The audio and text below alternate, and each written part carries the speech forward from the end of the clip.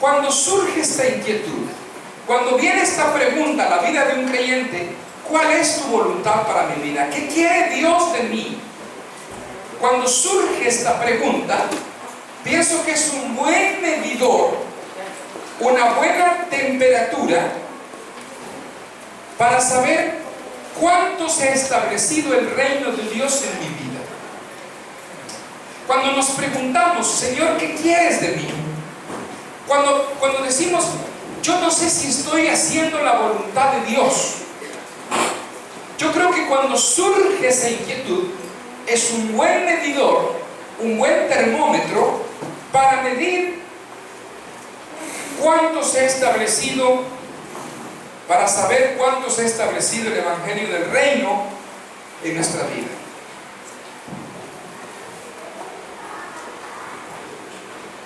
¿Por qué? Porque si surge la inquietud, ¿estoy haciendo la voluntad de Dios? ¿Qué quiere Dios? ¿Por qué es un buen medidor? Porque la propuesta del Evangelio del Reino es muerte, es cruz, es morir al ego, morir al yo, para que Cristo ocupe mi lugar. Cristo mora en mí, y es imprescindible, es importante, es básico meditar en esto, porque si nos preguntamos cuál es la voluntad de Dios para mi vida, si te haces esa pregunta, quiere decir que necesitas conocer el reino.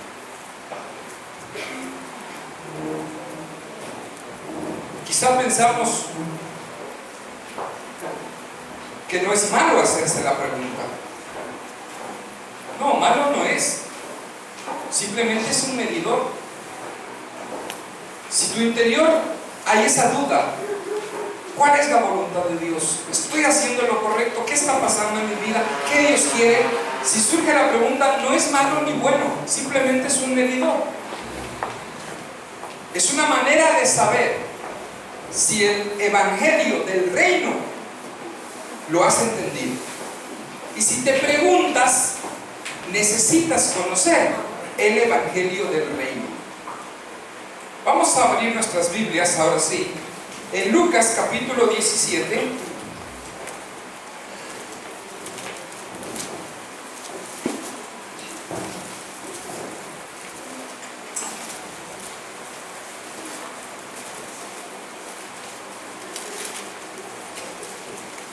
Lucas 17.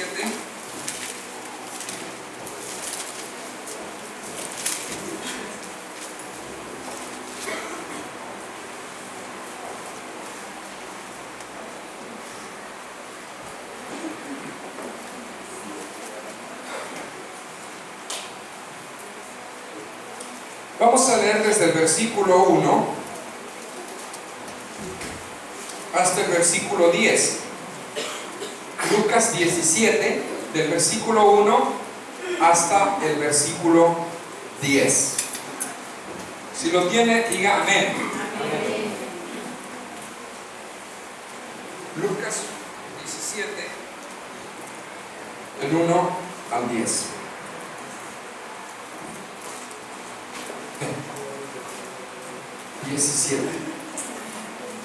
Amén. Vamos a leer todos al unísono a la cuenta de 3. 1, 2 y 3. Dijo Jesús a sus discípulos: imposible es que no vengan tropiezos, mas hay de aquel por quien vienen. Mejor le fuera que se le atase al cuello una piedra de molino y se le arrojase al mar a uno de estos pequeños. Mirad por vosotros mismos. Si tu hermano pecare contra ti, repréndele, perdónale. Y si 7 veces al día pecare contra ti, y 7 veces al día diciendo me arrepiento, perdónale. Dijeron los apóstoles al Señor: aumentanos la fe. Entonces el Señor dijo: si tuvierais fe como un grano de mostaza, podríais decir a este sicómoro: desarráigate y plántate en el mar, y os obedecerá. ¿Quién de vosotros, teniendo un siervo que ara o apacienta ganado, al volver él del campo, luego le dice: pasa, siéntate a la mesa. ¿No le dice más bien: prepárame la cena, cíñete y sírveme hasta que haya comido y bebido, y después de esto come y bebe tú? ¿Acaso da gracias al siervo porque hizo lo que se le había mandado? Pienso que no. Así también vosotros, cuando hayáis hecho todo lo que os ha sido ordenado, decid: siervos inútiles somos, pues lo que debíamos hacer hicimos. Es muy interesante ver el contexto del pasaje. Hay un diálogo entre el Señor Jesucristo y los apóstoles, y en este diálogo hay tres partes. Primera, el Señor les manifiesta su voluntad. Su voluntad. Si uno de los pequeños cae por culpa vuestra, en otras palabras, mejor vaya a la playa, ¿verdad? Alquile una lancha, pero antes de eso coja una piedra pesada, compre una buena cuerda en la ferretería, vaya para adentro, amárrese bien la cuerda al cuello, tire la piedra y luego usted vaya por la piedra. ¿Sí? Siempre le ponemos un matiz gracioso para ilustrar, pero eso es lo que está diciendo el Señor. O sea, si uno de los discípulos, uno que conoce la verdad, que conoce el reino, que conoce la palabra, hace pecar, mire, esto es muy fuerte. Para Dios, mejor sería que se lance al mar. ¿Sí? Ahí sí vendría la canción del cangrejo criminal, ¿no? Me voy a tirar al mar para que un pez espada me parta por la mitad. Y por último, si no hay pez espada, que un cangrejo criminal me mate, ¿verdad? Mejor le sería, es decir, como quien dice, hay oportunidad de que se salve, ¿sí? Mejor le sería echándose al mar. Es decir, para Dios lo más grave es que un cristiano haga pecar a otro. Ahora, da a conocer esa voluntad. Ese es el pensamiento que Jesucristo les dice a los apóstoles. Por eso, en otras palabras, les dice: tengan paciencia. No se angustien, no se cansen de ser fieles. Tengan paciencia, porque si viene uno y les chincha, ¿qué tienen que hacer? Cuando dice hermano, yo hablo a los esposos. Si tu marido es creyente, también es tu hermano. Si tu mujer es creyente, también es tu hermana. Vaya suelo que tienes, No solamente se refiere al hermano de la congregación. Siempre que leemos la palabra hermano, solo asociamos al hermano con el que me reúno el domingo. ¡No! También es hermano el del viernes. Ah, pues claro, sí, es verdad. Pero también es hermano a tu hijo. A veces no vemos esa figura porque en el cielo, aparentemente, según dice la Biblia, no hay el concepto de familias como en la tierra. Por lo tanto, tu esposo, tu esposa, tu hijo, tu primo, tu tío, si son creyentes en la fe, antes que ser familia de consanguineidad, son hermanos en la fe. Y hay que considerar eso fuertemente para aplicar la palabra de Dios a la voluntad de Dios en esa realidad de mi vida. Mire, a mí me parece bastante fuerte que diga, el que hace pecar, o sea, para que alguien haga pecar a otro, ¿qué condición espiritual tendrá esto? Hecho pedazos, está mal, está frío, no tiene fervor espiritual, no tiene fe. Y no solamente que ha caído él, sino que arrastra a otros. Cuando tú criticas, por ejemplo, cuando tú hablas mal de una persona de la iglesia, ¿qué estás haciendo? Estás haciendo pecar a otro, porque el otro no tenía ese pensamiento, era ingenuo. Recuerden que el pecado llega con el conocimiento, pero como el conocimiento del mal. Le dice la serpiente, con que Dios os ha dicho que de este árbol no podéis comer. Mentira, sí pueden comer. Viene una información que daña. Coman y no les pasará nada. Cuando tú estás hablando de otra persona, de la iglesia, de tu hermano, de tu hermana, o inclusive del mundo, cuando tú hablas mal en general de otro, ¿qué pensamiento le pones al que te está escuchando? ¿De bien? ¿De bendición? ¿De aplauso? ¿De gloria? ¿De alabanza? No, lo estás haciendo pecar. Y a veces no nos damos cuenta que cuando oímos, cuando nos dicen algo malo, no es que nosotros somos víctimas. No. Él dijo, yo solo escuché. Pero a veces nosotros nos endulzamos y nos agrada y prestamos oído y entra el morbo a nuestro corazón. ¿En serio eso le pasó? ¿Y qué más? ¿Y de veras? ¿Y no? ¿Y qué dijo la mujer? Y empieza el corazón a maquinar ideas, ¿verdad? Ajá, ya, por eso sí, con razón, ahí está, por eso le vi que ha comprado ropa nueva. Si no, ¿de dónde van a tener?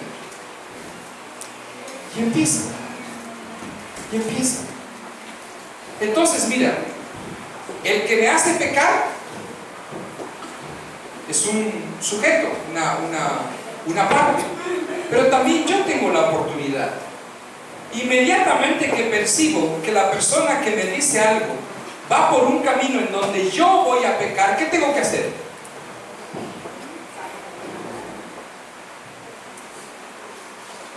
Parar. Pero es que esta crisis, este gobierno son unos ladrones, estos son sinvergüenzas. No puedo yo, sí, ¿verdad? Cierto, estos son unos infelices. Mire, es su opinión, yo respeto, no estoy de acuerdo en las decisiones que el gobierno toma, pero yo no voy a hablar mal del gobierno. Usted es del PP. No soy del PP ni del PSOE, simplemente soy partidario de la equidad, de la justicia. No estoy de acuerdo con las decisiones. Pero entonces, ¿por qué no los insulta? Porque no puedo insultar a mis autoridades, no voy a hacerlo. Mamá, es que la profesora en el instituto, en el cole, es que la maestra, es que siempre. Sí, mijito, tiene razón, estos profesores son unos vagos. Quieren ganar bien y trabajar poco y no se dedican a mijito, que es una lumbrera. No entiendo por qué no te premian, no te dan diploma, por qué no te pasan de años sin estudiar, si eres muy inteligente. Igualito a la mamá. No. Cariño, no hables así de los profesores. No digas de tus autoridades eso. Si han cometido un error, veamos de qué manera podemos salir adelante de este problema. Pero recuerda que todos somos seres humanos y podemos cometer errores. Hoy en la mañana aprendimos algo, siempre todos los domingos ¿a qué horas? 9:30, con unos minutillos de gracia.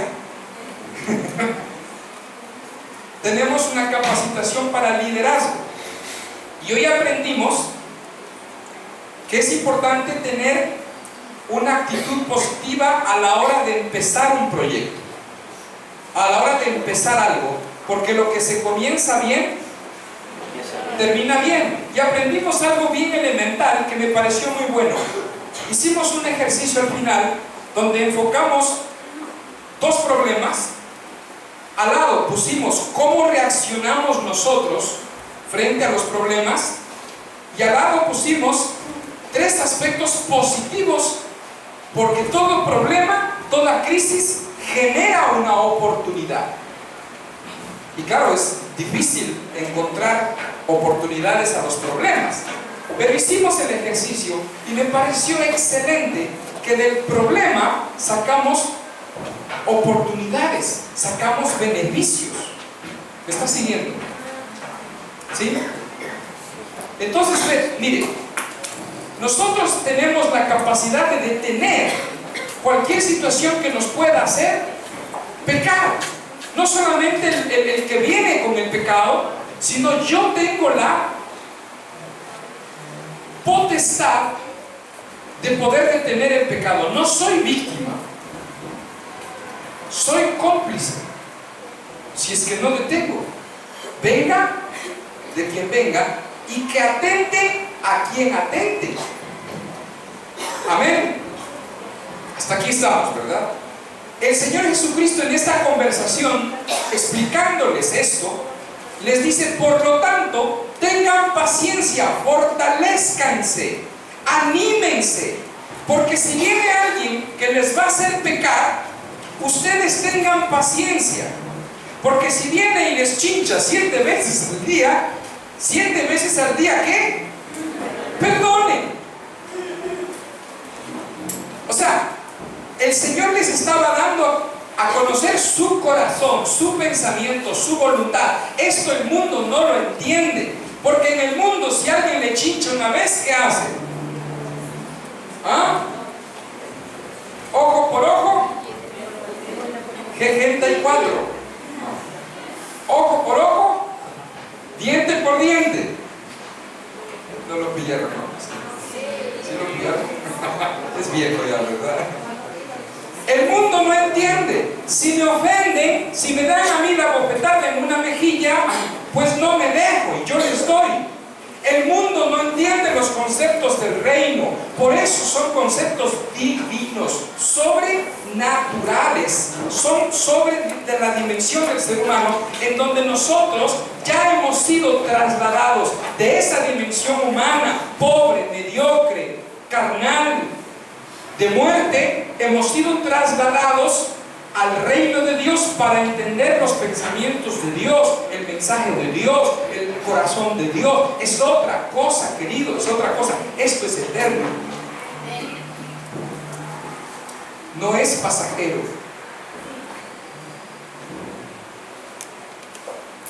Estas 3 partes el Señor les hace entender su voluntad.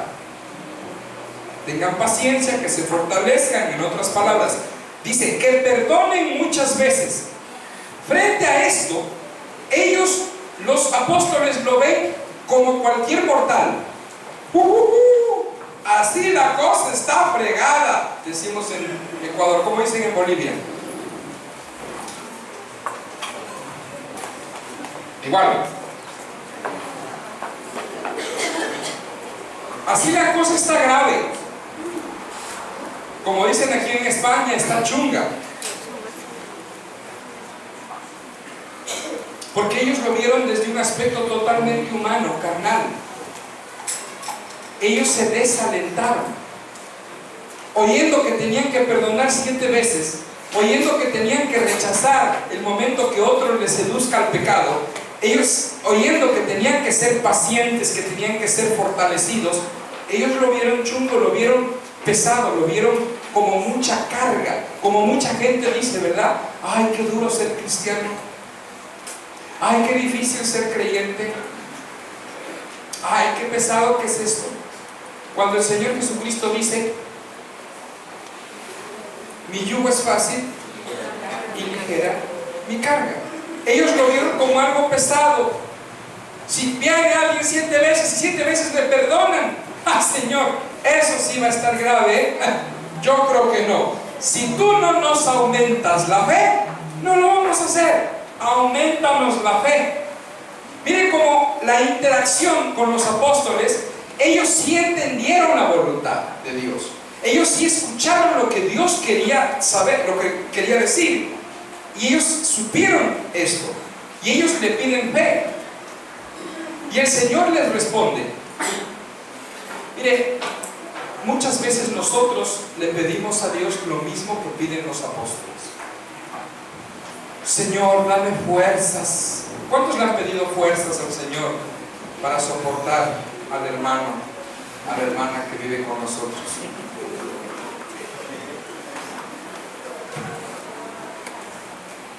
Señor, dame ánimo. Señor, dame, ¿qué más le pedimos? Aparte del dinero, paciencia. Ya los expertos dicen, ya no hay que pedir paciencia, porque si pides paciencia te va a venir eventos en la vida donde realmente van a fortalecer tu paciencia. Amén. Y hemos aprendido a fortalecer la paciencia. Señor, pedid y se os dará, dice, ¿verdad? Pides paciencia, pues ¿dónde se aplica la paciencia? En los problemas. Mire, Dios siempre comenzó con una actitud positiva, comenzó la creación con una actitud positiva. Nosotros muchas veces le pedimos a Dios sin entender y sin conocer cuál es su corazón. Es como si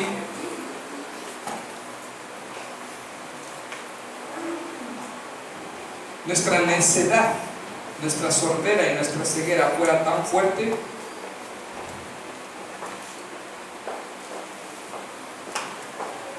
en América Latina. Se da mucho el criterio personal y hay poca sujeción a las autoridades civiles. Eso lamentablemente en general en el mundo entero hay eso, pero en América Latina está un camino cortado y está un policía y dice, por aquí no pase, váyase por allá, y la gente pasa por ahí. O sea, eso es algo típico, lo vi esta vez que estuve, ¿verdad? Inclusive yo estuve tentado a, no, es que parece que sí, por ahí sí, uy, todo bien, dijo el policía que no, pero cuesta, no, por ahí no vaya por allá, sí, gracias, me voy por allá, cuesta mucho. Está el criterio propio, no, parece que sí hay paso, no, creo que el policía está equivocado, por gusto nos quería mandar a dar una vuelta. Sí, pero es que no, el policía dijo, no, sí, parece que sí hay. Seguro que se equivocó, no. Nos cuesta. Dios nos está diciendo la verdad. ¿Usted cree que cuando Dios hace algo lo hace mal? ¿Usted cree que Dios no cree en su obra? ¿Por qué si Jesús les dice, si viene alguien 7 veces les pide perdón? Los apóstoles dudaron, se mantuvieron en su propio criterio, se mantuvieron en su propia filosofía, en su propio pensamiento. Pues está difícil, no se puede. Leí una frase muy bonita que decía, nunca digas no puedo, ni aún en broma, porque el subconsciente no tiene sentido del humor y se lo puede tomar en serio. Repito, nunca digas no puedo, ni aún en broma, porque el subconsciente no tiene sentido del humor y se lo puede tomar en serio. Otra vez. Nunca digas no puedo, ni aún en broma, porque el subconsciente no tiene sentido del humor y se lo puede tomar en serio. Pero los apóstoles dijeron, no podemos. Señor, si tú no nos aumentas la fe, si tú no nos haces más espirituales, no vamos a poder. Y el Señor les dice y les habla, si tuvieran fe chiquitita, pequeñita, y le dijeran a este árbol, arráncate de aquí, plántate en el mar, el árbol, versículo 6, les obedecerá. La comparación que hace con la mostaza, porque es una semilla pequeña, es de una fe pequeña. Claro, nosotros inmediatamente pensamos y decimos, entonces qué mal estamos, porque si con una fe pequeña le digo al árbol que se arranque y se vaya a plantar en el mar, Si yo hago eso, vamos, tengo todas las cadenas de televisión, me hago millonario. Por eso no podemos hacer. El Señor les vuelve a dar su voluntad y les vuelve a decir, si ustedes creen en lo que yo les digo, por eso explica lo del siervo. Vamos a hacer una recapitulación para los que se estaban durmiendo. El Señor Jesús les abre su corazón, Dios les dice su voluntad. Y dice, es grave que uno que conociendo el reino haga pecar a otro. Al final los dos pecan, pero el que hizo pecar mejor le sería que se tire al mar, que se ahogue con una piedra en su cuello. Mejor que pase eso. Vale. Por eso ustedes tengan paciencia, tengan fortaleza, porque aunque venga alguien a intentar hacerles pecar, ¿sí? Y pone el tema del perdón, ¿no? Y viene 7 veces al día, y 7 veces ustedes perdonen, como estaba antes, estaba mejor. Ellos, los apóstoles, al oír esto que sale del corazón de Dios, ¿cómo reaccionan? Con pesimismo, ¿verdad? El hecho de decirles, aumentanos la fe, ¿qué está sacando del corazón de los apóstoles? Está difícil, no vamos a poder, no lo vamos a lograr. El Señor les dice, mire, si la fe de ustedes es pequeñísima, lo van a lograr. Y les explica el tema del siervo para darles a conocer cómo piensa Dios respecto a lo que para nosotros es difícil. Y dice, para mí, como el Señor, lo que para vosotros es difícil, para mí es algo básico.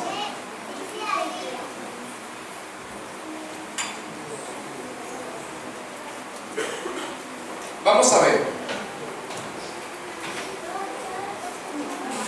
Les habla de la mostaza y enseguida aborda el tema del siervo, diciendo que la fe y lo que pueden los apóstoles, o nosotros también, hacer, es natural y es básico, es normal. No es algo extraordinario. Nosotros decimos, por ejemplo, qué buen diputado es ese. ¿Por qué? Llega a tiempo a las reuniones del Congreso, toma buenas decisiones, trata de ahorrar los presupuestos del Estado. ¡Qué buen diputado! ¡Qué buen padre! ¿Por qué? No se emborracha, no despilfarra el dinero, del trabajo a la casa, de la casa al trabajo, es cariñoso, es amable con sus hijos. ¡Qué buen padre! ¡Qué buen estudiante!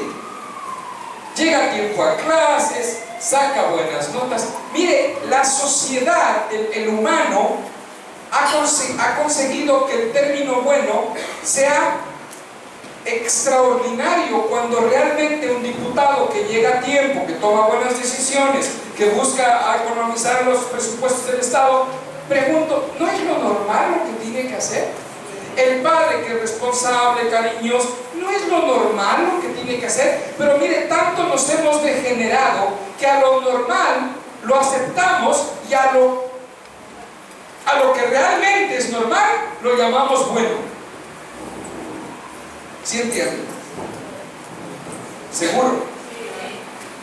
A lo que realmente es normal lo llamamos bueno. ¡Qué buen discípulo es! ¿Por qué es buen discípulo? Porque está en todas las reuniones, en la de oración, evangeliza, hace discípulos, conoce la palabra. No es algo normal. ¿Se da cuenta? ¿Cómo podemos nosotros tomar los valores del mundo y ponerlos en la iglesia? Error. Por eso la iglesia está como está, a nivel general.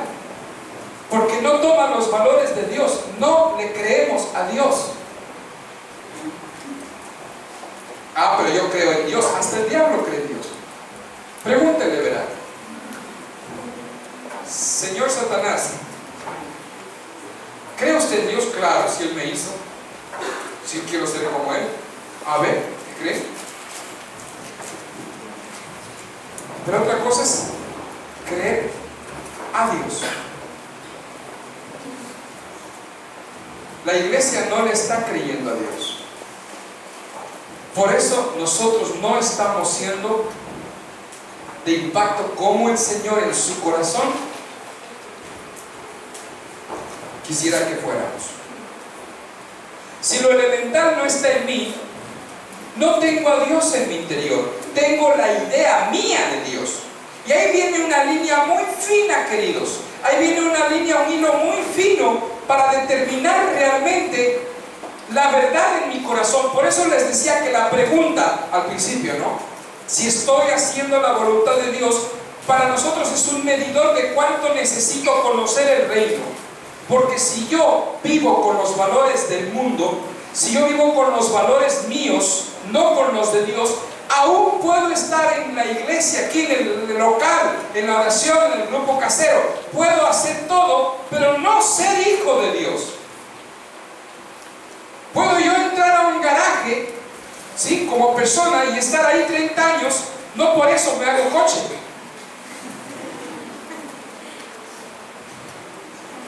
Amén. Alguien puede estar aquí 30 años y no por eso ser discípulo. ¿Cómo veo eso? Por la respuesta del carácter, por la respuesta de cómo vivo los valores de la vida, a mi manera, a mi forma, o a la forma del Señor.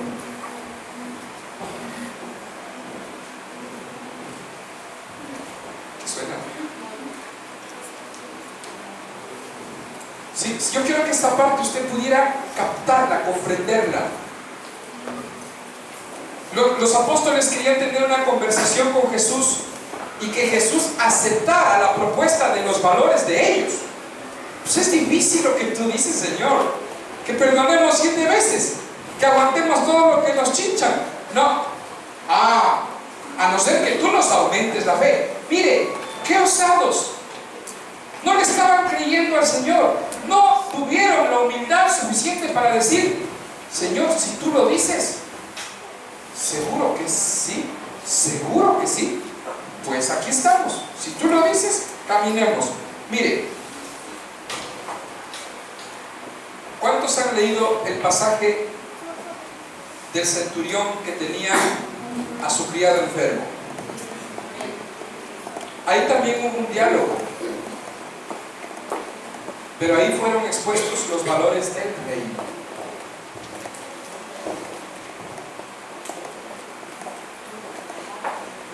Tengo un criado en mi casa que está enfermo. Vamos. No hace falta. No hace falta. Tú dices tu palabra, que esté sano, y mi criado va a estar sano. Se ríen todos, ¿no? Claro, porque yo soy un capitán, soy un coronel, un teniente del ejército. Entonces yo entiendo que si tú dices que eres el Señor, ¿cómo es la palabra Señor en griego? ¿Qué significa? Si tú dices que eres el amo, el dueño, el rey, y das una palabra, entonces la enfermedad se va a ir, porque yo soy un hombre que estoy bajo autoridad y estoy en autoridad. Cuando digo a uno de los que están subordinados, ve a hacer esto, él va y lo hace porque tengo poder en mi palabra. ¿Qué dijo el Señor Jesús frente a ese concepto? ¡Wow! ¡Qué tío este! Venga, chócale los hijos. No hubo valores humanos, no hubo conceptos carnales, hubo un criterio del reino. Si este centurión jamás se preguntaría cuál será la voluntad de Dios para mi vida, porque los valores del reino para Dios en un discípulo son básicos, son lo elemental. Pero a quien cree que es algo sobrenatural, es que es difícil, es que no puedo, es que entonces no está entendiendo el reino. Pero es que uno es humano y uno es débil. Si no has muerto, sí. Pero es que uno comete errores. Aceptamos el proceso de crecimiento y de santificación, pero eso, como un proceso, no como una aceptación de pecado. Está bien cometer errores, pero ¿qué hacemos con los errores? Vamos a traducirlo espiritualmente hablando. Vale, pecamos, pero ¿qué hacemos con el pecado?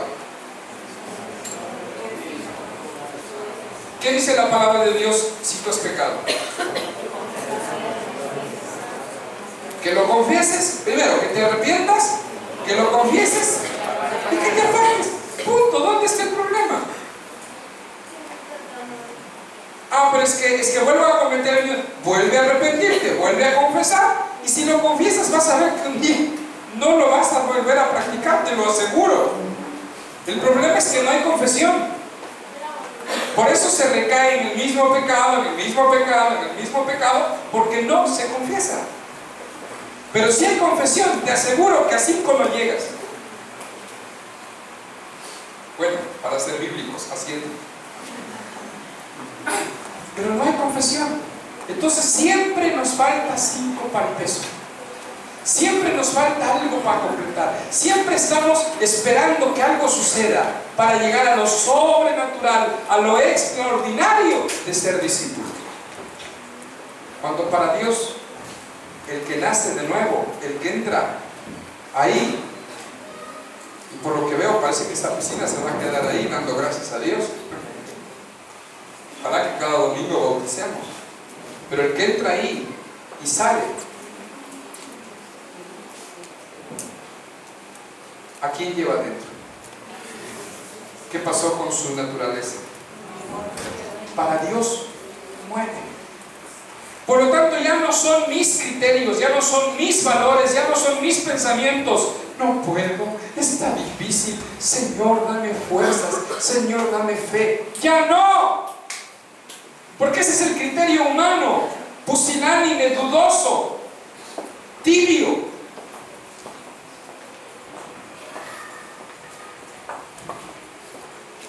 Vivir el reino no es algo extra, no es algo plus. No es que le hacemos un favor a Dios. Es lo mínimo, es lo fundamental, es lo elemental. Si lo elemental no está en mí, no tengo el reino, no tengo a Dios en mi interior. El hacer la voluntad de Dios parte de la demostración de que el Señor mora en mi corazón, vive en mí. Entiendo la palabra, he nacido de nuevo. Ya no vivo yo. Es decir, tiene que generarse en nosotros el motor de la realidad de que Cristo mora en mí. Pero si yo incurro en el mismo problema, en el mismo error, en el mismo pecado, una vez, otra vez, no confieso y sigo, lo siento, pero Cristo no mora en tu corazón. Pues, pues que si voy al culto todos los domingos, y es que voy al viernes al grupo de hogar, y es que alabo en mi casa, es que oro, pero si no hay una demostración fehaciente, porque el Señor Jesús les pidió algo real, 7 veces vienen a chincharte, 7 perdónales. ¿Dónde está lo subjetivo ahí? Pero si no cambias, si te deleitas ahí con el Facebook, el Twitter, en pecado, si estás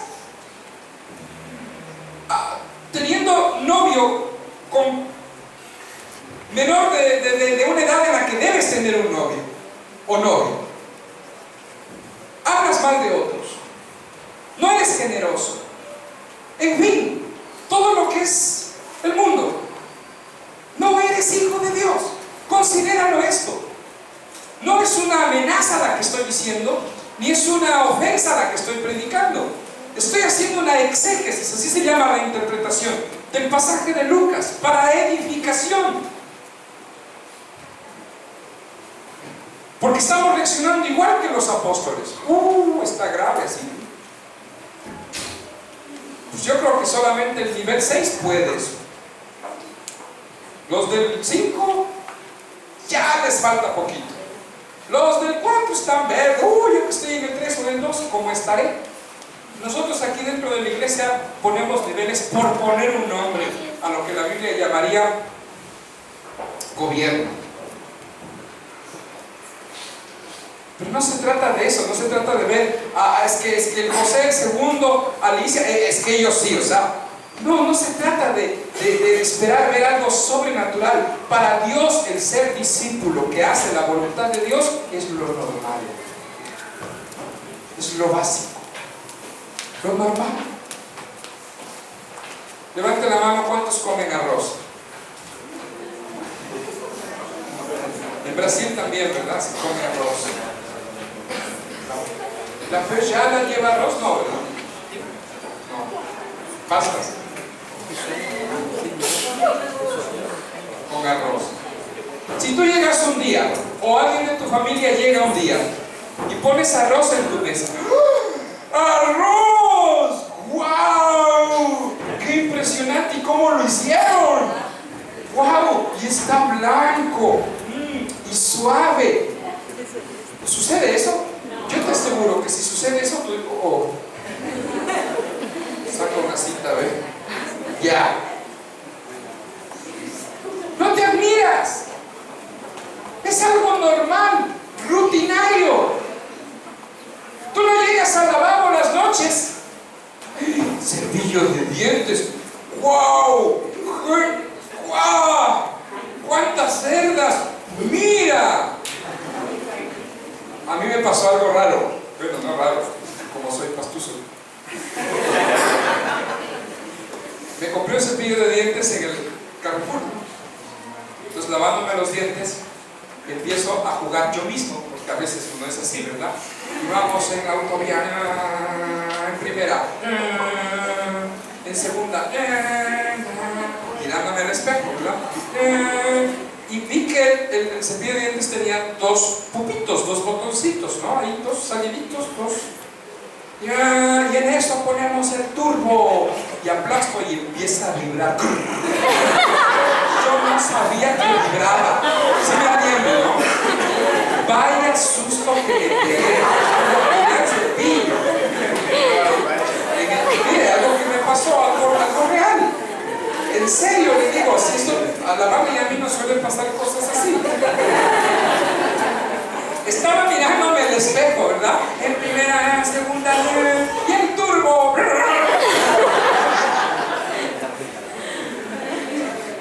Me asusté. Yo no sabía que vibraba el cepillo. Yo pensé que era un cepillo normal, común y corriente, pero ahora han venido ya con pilita incluida y que vive, y hay otros que se mueven, ¿no? ¡Wow! Me quedé, mire, ¡qué bien! Descubrí que el cepillo tenía un vibrador. Para mí fue extraordinario, fue algo raro. No sabía eso. Yo estaba pensando que era normal el cepillo, pero no era así.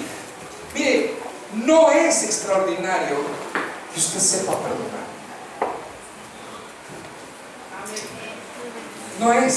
No debe ser extraordinario que usted sepa amar. No debe ser extraordinario que tenga paciencia. Ya no pida paciencia.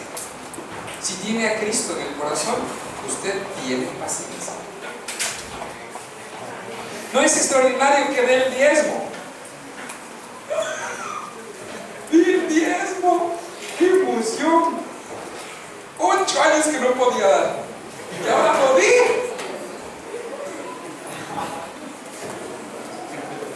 ¿Verdad, hermanitos? Que algunos nos conocemos años. ¡Lo di! ¡Qué emoción! Y le cuenta a la familia, yo di el diezmo. Querido, tenías que haber hecho desde el primer día, es algo normal. Normal. Para Dios es normal. No es sobrenatural que ames. No es sobrenatural que perdones. No es sobrenatural que seas generoso. No es sobrenatural. No, es algo normal. No es algo extra. Si Cristo mora en nosotros, no es algo sobrenatural que te contengas el grito. No te alabes a ti mismo por eso, porque es algo normal.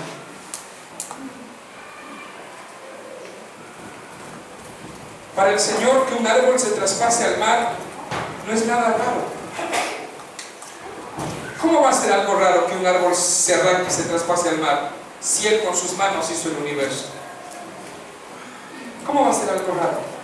¿Cómo va a ser algo admirable? Si Él hizo los océanos, Él hizo las montañas, Él hizo los árboles, ¿cómo le va a admirar al Señor que un árbol vaya al mar? No, es algo ridículo. Es como si nos admirara a nosotros el arroz. No, es algo normal el arroz. Para el Señor no es algo extraordinario. Lo que Dios quiere que entendamos es que lo que para Él es normal, para nosotros también su voluntad tiene que ser algo normal, algo básico, algo inherente. ¿Qué quiere decir inherente? Que está dentro, que es propio. No te admires de las cosas que tú puedes hacer, que son voluntad de Dios, porque es algo normal, lo básico. Ya no veo pornografía, qué emoción, me siento un hombre espiritual, pero sí es normal. No puedes llamar bueno, somos buenos discípulos. No, no existe eso. Somos o no somos. La voluntad de Dios está dicha. No necesitamos preguntarnos qué será lo que Dios quiere para mí. No hay muchas voluntades de Dios. La voluntad de Dios es establecer su reino en la tierra, que seamos una gran familia semejantes a Jesucristo, que todas se salven, que todos lleguen al arrepentimiento, que todos entiendan su reino, que todos sepan qué propone su reino, que esa es la voluntad de Dios. La pregunta que nos debemos hacer sería: ¿conozco la propuesta del reino de Dios? ¿Conozco el querigma y el didaqué? Hagamos un repaso. ¿Qué es el querigma? El querigma es la verdad proclamada que apela a la fe. La palabra querigma es de griego, predicación, proclamación. El querigma es la proclamación que apela a la fe. La Biblia se compone de dos partes interpretativas: el querigma, la proclamación que apela a la fe, que demanda fe, y la didaqué, que es enseñanza. El griego es didaqué o didaché, enseñanza. Y la enseñanza apela, lo que demanda, ¿qué es? Lo que espera, ¿qué es? Obedecer, nada más. La palabra de Dios se compone de querigma y de didaqué. La pregunta tiene que hacerse en nosotros: ¿cuánto conozco del querigma? ¿Cuánto conozco de la didaqué? ¿Conozco la propuesta del reino de estas dos partes? ¿Conozco todo el querigma? Acuérdense del querigma. Un ejemplo: yo soy el pan que descendió del cielo. ¿Qué tengo que hacer frente a esa verdad dicha por Jesucristo? Otro ejemplo de querigma: la sangre de Cristo nos limpia de todo pecado. ¿Qué tengo que hacer frente a esa verdad? Creer. Otro ejemplo de querigma. ¿Perdón? Por Él y para Él fueron creadas todas las cosas. ¿Qué tengo que hacer frente a eso? Lo que tú dijiste, la didaqué, venid a mí, porque hay una acción. Mi yugo es fácil y ligera mi carga. ¿Qué tengo que hacer frente a eso? Aceptarlo, creer. Vamos con la didaqué. Un ejemplo de didaqué.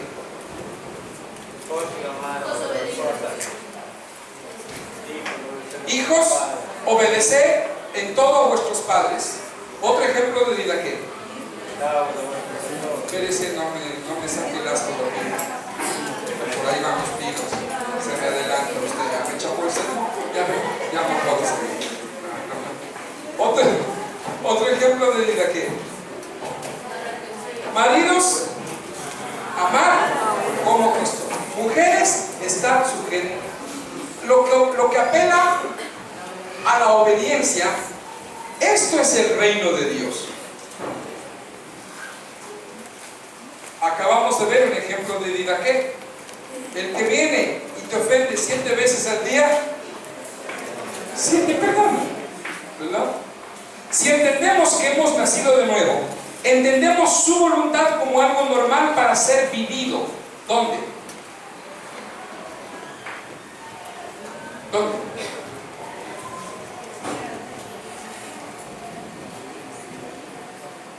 ¿Están dormidos? ¿Están atentos? ¿Dónde debemos vivir estas verdades? Aquí en el local. En tu casa, en el trabajo, en el local, en el donde quiera que estés. Reflejar a Cristo, porque soy un embajador.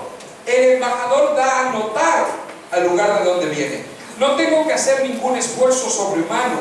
Fluye la forma de hablar, las palabras, los gestos, todo. La gente se da cuenta cuando tú eres creyente. La gente te va a preguntar, tú eres de alguna religión, ¿verdad? Típico cuando te oyen hablar, cuando te ven tus gestos. La esposa de mi pastor, cuando yo era joven, decía, hasta en la cara se lo conoce un cristiano. Tus gestos, tu actitud, tu forma de ser.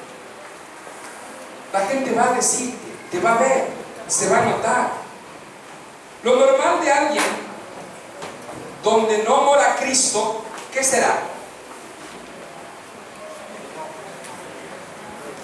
Lo normal de alguien donde no mora Cristo, ¿qué será?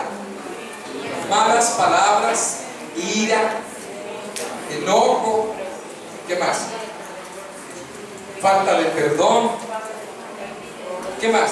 Envidia, borracheras, vicios, adicciones, no hay fe, hay miedo, orgullo, ¿qué más? Malicia, vanidad. Se va a notar, se va a notar. No hay que ser muy ciegos para no darse cuenta de estas cosas. Tendría que esforzarse para vivir como Cristo, porque no tiene Cristo y no puede. Por eso a los apóstoles les pareció difícil, les pareció una montaña, porque todavía no habían recibido el Espíritu Santo.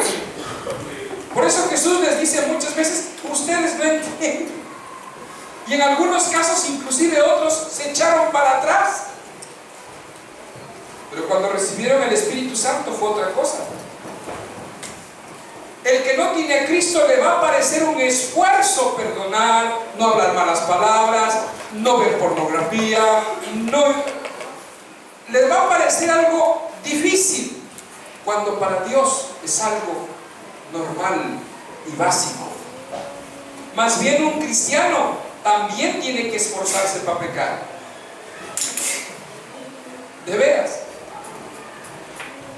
Cuando tú eres cristiano y tienes en algún momento la desgracia de tirar la toalla, yo he escuchado siempre los mismos testimonios. No puedo. Ya intenté dejar la iglesia, intenté dejar de leer la Biblia, pero en cuanto ya voy a entrar al mundo, algo pasa y otra vez tengo que pedirle perdón al Señor. No puedo pecar. Porque tienes el Espíritu Santo que mora dentro de ti. Y el Espíritu redarguye de pecado, de justicia y de juicio. Todos aquellos que estuvimos en el Señor y quisimos perdernos en el mundo, tuvimos el conflicto de la conciencia. ¿Sí o no? Y Dios te habla. Y en un lugar donde no debes estar, te sientes como pez fuera del agua. Y no tienes paz hasta que no estás en el lugar que debes estar. Amén. Dios quiere hacer un pacto. Su compromiso en este pacto es darnos de su Espíritu. En el Antiguo Testamento, para no citarlo, para no ver el texto, en varias partes dice que Dios quiere hacer un pacto. Quiero establecer mi pacto con mi pueblo. De hecho, se llama Nuevo Testamento o Nuevo Pacto. Porque el pacto que hizo Dios con nosotros es enviar a Jesucristo para que de una vez por todas todos los pactos del Antiguo Testamento sean uno solo en este nuevo pacto. Por eso se llama Nuevo Testamento o Nuevo Pacto. La presencia, la llegada de Jesucristo es la evidencia del pacto, del nuevo pacto que Dios quiere hacer con nosotros. Él nos da su espíritu, nosotros no nos resistimos, lo aceptamos, creemos, confiamos, obedecemos, establecemos su reino. Esto es estar en la voluntad de Dios, vivir el reino, observar los mandamientos, estudiar, aprender hasta que entre y vivirlos. Aquí viene la didaqué. Cuando tú conoces el querigma y oyes el querigma, la reacción de un hijo de Dios es creer. Cuando tú oyes la didaqué, escuchas la didaqué, la reacción de un hijo de Dios es obedecer como algo normal. Vamos a ir a Mateo 28.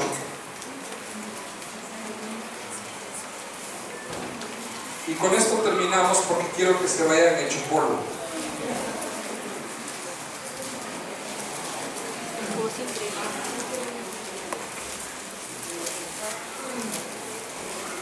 Mateo 28.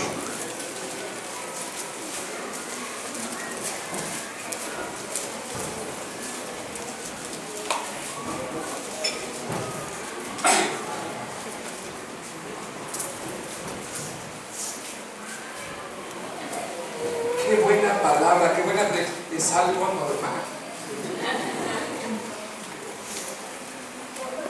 Mateo 28, 18.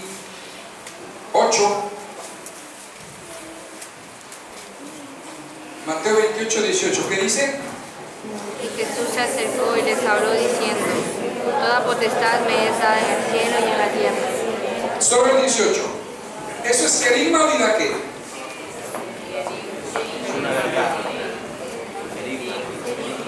¿Es querigma?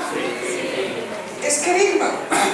Simplemente el Señor dice: toda potestad. ¿Qué significa potestad? Me ha sido dada. ¿Dónde? Es una verdad. ¿Qué tenemos que hacer frente a esta verdad? ¡Aleluya! Versículo 19. Por tanto, hice hacer discípulos a todas las naciones, bautizándolos en el nombre del Padre, y del Hijo y del Espíritu Santo. ¿Por qué no tenemos nosotros canal de televisión cristiano, radios cristianos? Tenemos una radio por internet para predicar el Evangelio. Porque el Señor Jesucristo nos mandó a hacer ¿qué? Discípulos.